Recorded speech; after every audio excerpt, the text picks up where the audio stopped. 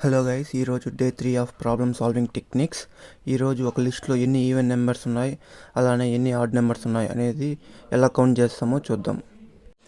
ఇప్పుడు ఎల్ఐ అనే ఒక వేరియబుల్ని తీసుకొని దానికి ఒక లిస్ట్ అనేది అసైన్ చేస్తాం. సపోజ్ 1 2 3 4 5 ఇలా కొన్ని నెంబర్స్ అనేసి అసైన్ చేస్తాం. ఇప్పుడు మనం కౌంట్ చేయాలి కాబట్టి ఈవెన్ కౌంట్ చేయాలి, అలానే ఆడ్ కౌంట్ చేయాలి. అప్పుడు ఏం చేస్తాం, even count is equal to 0 అని అసైన్ చేసుకోవాలి. అలానే odd count is equal to 0 అని అసైన్ చేసుకోవాలి. ఇప్పుడు ఫర్ లూప్ రాయాలి.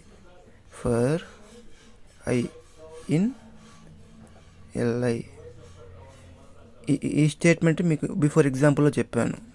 ఇక్కడ ఐ అనేది ఏంది, ఈ నెంబర్స్. ఎల్ఐ అనేది ఏంది, ఈ వేరియబుల్ నేమ్.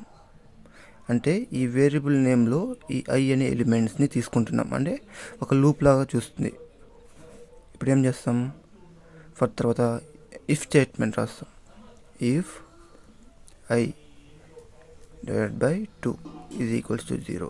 ఇది ఏ స్టేట్మెంటు, ఈవెన్కి సంబంధించింది. ఇప్పుడు ఏం చేస్తాం, ఈవెన్ ఆడ్ ఈవెన్ కౌంట్ ఇది equals to even count plus 1. ఎందుకు రాశాను, ఇంక్రీజ్ అవ్వాలి కాబట్టి +1 రాశాను. అలా else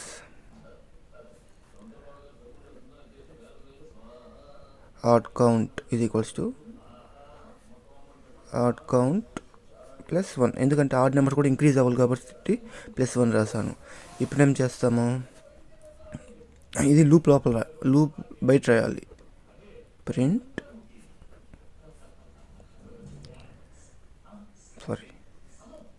even count print odd count.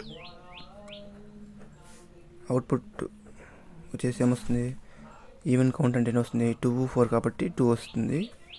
Add count 1. నీకు ఎలా చెప్పేది, 1 2 3 4 5. ఈవెన్ ఎన్ని ఉన్నాయి, 1 2 కాబట్టి ఈవెన్ కౌంట్ అంటే 2 వస్తుంది. ఆడ్ అంటే ఎన్ని వస్తాయి, 1 2 3. అవుట్పుట్